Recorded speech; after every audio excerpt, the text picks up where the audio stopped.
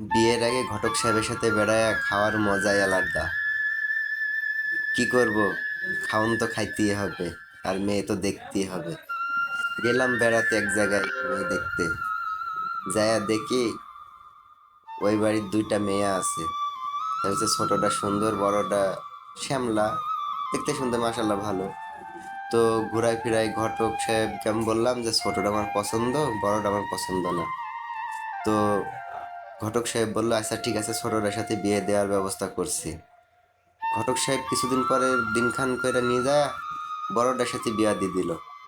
আমি আর কি করব, এর একদিন দুদিন করতে করতে মাস পার হয়ে যায়।